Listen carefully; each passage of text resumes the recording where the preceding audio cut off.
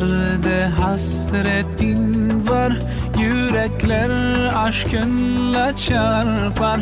Sensiz dünya bizlere dar. Selam sana ey kutlu yar. With submission, faith and patience, you conveyed the noble message, brought us light through your guidance. Peace be upon you, my beloved. Ya Habibi, Ya Muhammad, Ya Nabi, salam alayka.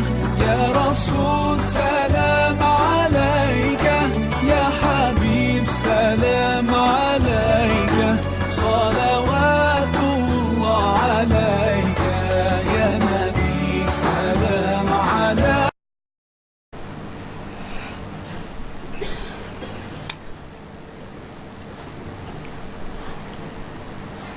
Muka surat 677. A'udzubillahi minasyaitonirrajim. Bismillahirrahmanirrahim. Assalamualaikum warahmatullahi wabarakatuh. Semalam kita telah mendengar empat jenis manusia yang mana bila dia bersama dengan empat jenis manusia yang lain, maka orang itu akan menjadi berubah dia punya watak dan juga perangai dia, ya. Jadi yang pertama, siapa duduk dengan orang kaya, maka dia akan bertambah suka dengan dunia. Nombor dua, siapa yang duduk bersama dengan orang miskin, bertambahlah syukur dan redha terhadap pemberian Allah kepadanya. Siapa yang duduk dengan raja ataupun pemerintah, pemimpin, bertambah keraslah hati dan sombong. Dan siapa yang duduk bersama anak-anak, bertambah suka main dan bergurau.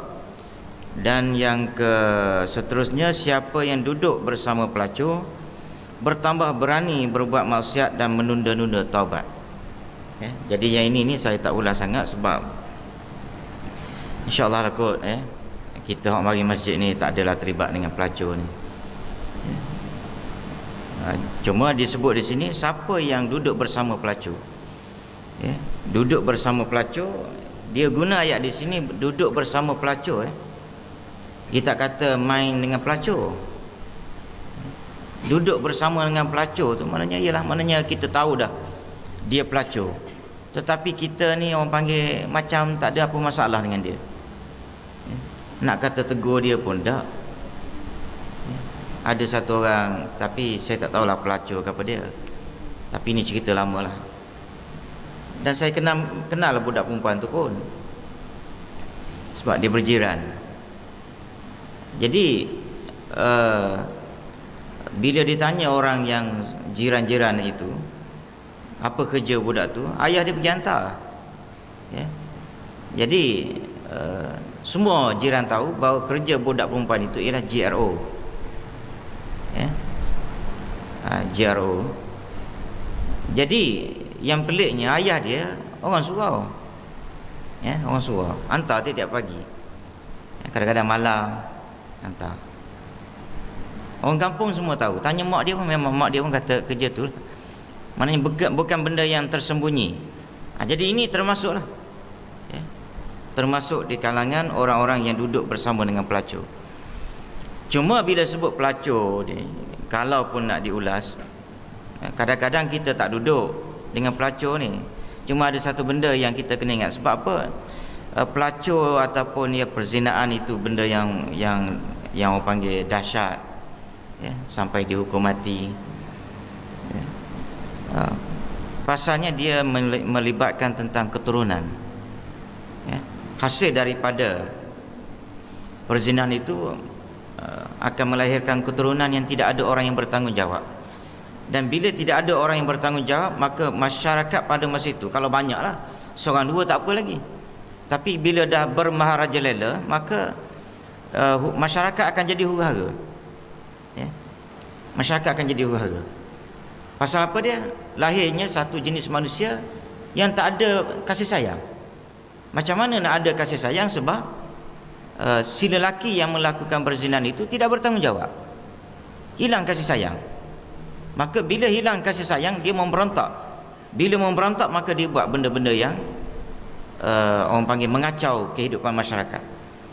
Ini dia, sebab itu Islam dia tak nak sangat dengan orang panggil dengan perzinahan dan pelacuran. Termasuk maknanya Islam juga dalam masa yang sama menuduh orang yang melakukan pelacuran dan perzinahan pun, Islam pun ambil berat juga. Sampaikan kalau tuduh tanpa saksi, ya, ataupun mendakwa tanpa saksi, yang mendakwa itu sendiri yang kena sebat, bukannya yang melakukan perzinahan. Ya, jadi tuan-tuan tengok balance benda tu. Kerja zina ni tak molek, berat, sebat 100 kali, ya, ataupun direjam. Tetapi menuduh orang yang berzina pun tak molek juga. So seimbang benda tu, ya. Sebab benda ni tak boleh nak main-main. Melibatkan maruah, melibatkan nyawa. Maruahnya apa dia? Tuduh dia berzina, meliwat ke, tiba-tiba dia tak buat, ya. Bila dia tak buat, maka dia malu, keluarga dia malu, ya, keturunan dia malu, ya. Yang kedua, oleh kerana dah tuduh, kerana dengan tuduhan itu walaupun saksi tak kuat, hakim menjatuhkan hukuman. Hukuman apa dia? Rejam, mati dia. Mati dia dalam keadaan keluarga dia malu dan dia tak buat. Pasal apa dia? Saksi tak kuat. Jadi Islam ni dia ada cantik, benda yang walaupun aku tak berkenan dengan benda tu, tetapi menuduh orang main-main dengan benda tu pun aku tak berkenan, lagi tak berkenan. Sebab dia melibatkan maruah dan nyawa, ya. Sebab sakit, kalau tak mati pun sakit, ya. Sebab itu maknanya benda ni kita kena hati-hati dalam bab ni. Jadi dalam bab ini saya nampak duduk bersama pelacur berzina mungkin kita orang surau tak buat, insya-Allah, orang masjid. Tetapi orang masjid banyak yang percaya kepada kes-kes yang melibatkan pertuduhan. Mari mengaji, mari surau masjid dengan kuliah, tapi percaya. Macam yang kes yang terbaru, tuan-tuan boleh baca surat khabar. Tuan-tuan baca surat khabar pun dah pening kepala dah kita, kan? Pasal apa? Disabitkan hanya kesalahan itu setelah dibuat rayuan. Salahnya itu hanya semata-mata kerana ada DNA di punggung budak tu. Tuan-tuan baca balik, DNA apa dia? Bukan DNA Aimani. Nampak tak tuan-tuan? Yang di punggung budak tu bukan DNA Aimani. DNA, sebab DNA ni hingus, Ailio, biasalah, ya. Kemudian ingus, Ailio, apa lagi, peluh, Aimani. Tapi DNA situ bukannya DNA Aimani. Nak sabitkan kesalahan, tak ada pasal-pasal kena 5 tahun, keluarga malu, tapi dia steady, ya. Jadi benda ni hak dia yang buat jatuh hukuman. Itu yang orang kata hakim-hakim ni sebelah kaki duduk dalam neraka. Itu je dia. Yang mendakwa pun kena, yang hakim pun kena, ya. Itulah sebab tu kita kalau tak kuat iman, ada anak kita, kalau kita tak bagi agama dulu, kalau boleh jangan jadi. Tapi kalau dah ada agama, bagus, ya. Dia akan membela betul-betul orang-orang yang tak bersalah, dan dia juga ada satu orang panggil sikap, biarlah aku silap kerana tak menjatuhkan hukuman. Dan sikap ini adalah sikap Islam dan juga dipakai oleh sivil, maknanya peguam-peguam yang ataupun hakim yang tidak Islam, dia pakai juga sikap tu. Silap tidak menjatuhkan hukuman itu lebih baik daripada silap menjatuhkan hukuman. Tapi ini, ya, semalam pun saya ada borak dengan satu orang sahabat, dia ada sini, ya. Jadi kalaulah maknanya satu doktor tu mengesahkan dia tidak ada, maknanya budak tu tak kena tusukan apa-apa, okey, doktor tu tak nak dipakai, doktor yang lain pun tak berani nak mengesahkan ada tusukan apa-apa, sekali plastik dan macam-macam. Jadi benda-benda macam ni, keraguan tu terlalu tinggi, tiba-tiba kita jatuhkan hukuman. Tak ke zalim? Hak jatuh tu satu, hak percaya ni pula orang surau, hak pakai ketayap, pakai serban. Hak ni yang kita nak jaganya. Hak tak mari surau masjid, saya tak kisah itu. Hak mari surau masjid ni tak tahan, ya. Jadi saya memperingatkan diri saya dan juga tuan-tuan, benda-benda lagu ni maknanya kita dia ada efek pada diri kita. Kepercayaan kita kepada benda-benda yang seperti ini boleh menyebabkan kita pun berdosa. Kita duduk dalam surau, kita duduk dalam masjid dengar kuliah, ya. Baik, jadi waktu yang mungkin ada kaitan dengan kita duduk dengan pelacur, saya ingat insya-Allah lah, kalaupun duduk dulu lah kot, ya. Sekarang ni bila dah mari masjid surau ni, insya-Allah dah kita tak buat benda tu. Dan siapa yang duduk bersama orang-orang salihin, bertambah senang ibadat dan menjauh maksiat. Duduk dengan orang baik-baik, paling tidak kalau duduk dengan orang baik-baik ni tak, berjalan dengan orang baik-baik, pergi musafir mana sekalipun, bila masuk sembahyang tu kawan kita ajak, jom kita sembahyanglah dulu, musafir kan, apatah lagi tidak musafir. Kalau musafir sekalipun bersama dengan orang baik, kita mungkin kalau boleh nak lewat sikit. Jadi orang baik ni kata, je kita sembahyang dulu lah, senang sikit cerita, settle buat sembahyang dulu, dah tak ada kesulitan, kita buat jamak sekaligus. Kadang-kadang ada orang tu dia senang, ada kemudahan untuk dia buat sembahyang pada masa itu, sembahyang jamak takdim kan, tapi dia lengah-lengah. Last sekali dia berjalan buat takhir, sekali ada jam depan, accident, dah kelang kabut dah. Barulah masa tu teringat, kalau kita sembahyang jamak takdim pun settle dah bab ni. Sekarang jam, kita nak berhenti mana tak tahu kan, RNR jauh lagi. Jadi dengan orang yang soleh, mungkin dia mengajak kita supaya settle cepat-cepat, ya. Kemudian yang keberapa tu, dan siapa yang duduk bersama ulama, bertambah ilmu dan takut dia kepada Allah, ya. Ini saya banyak dah cerita bagaimana orang yang hebat-hebat pun, yang saya kenali, maknanya ada 2-3 orang tengku mahkota, dia rapat dengan ulama, ya.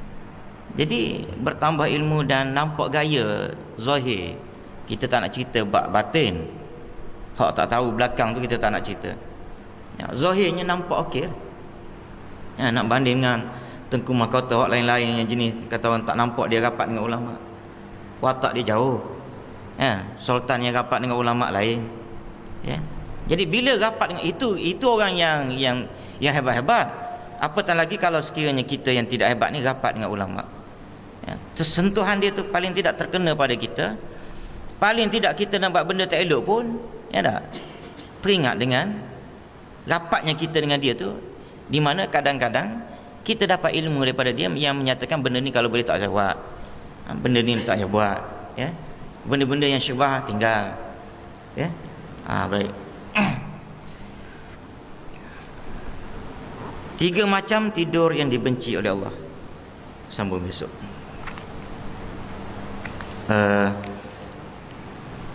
Okey.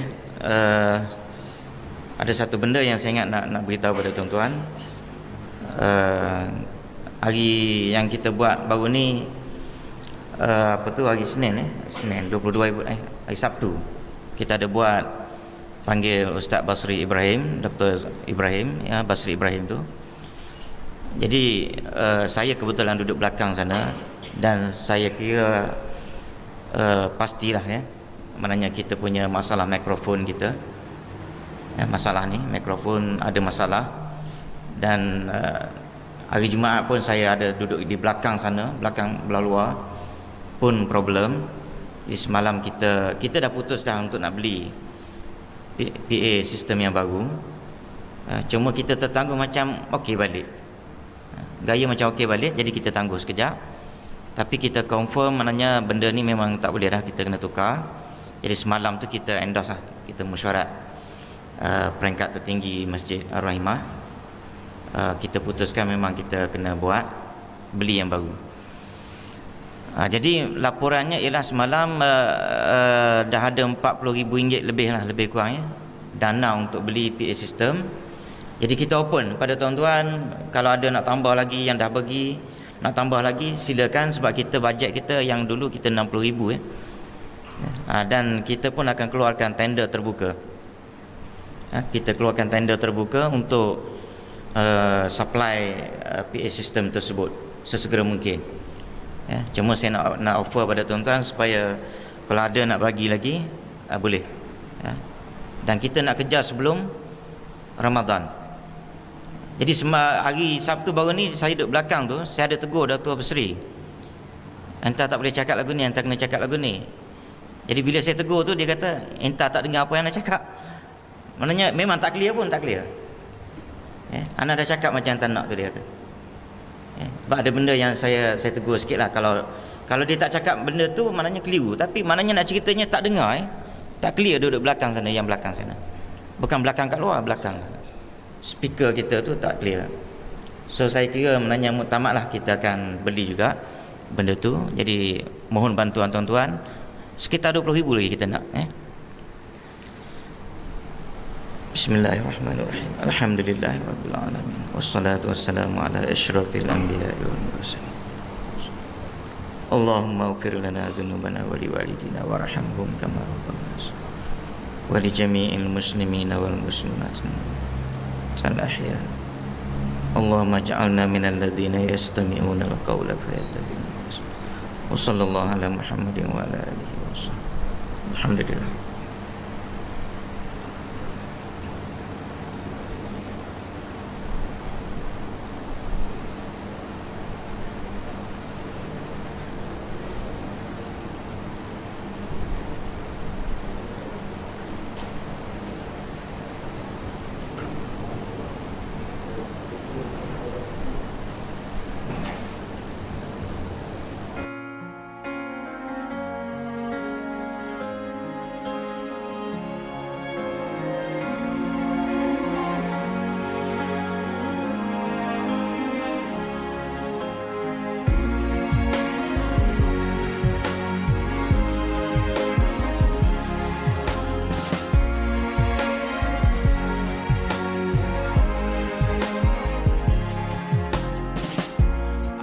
So far from you,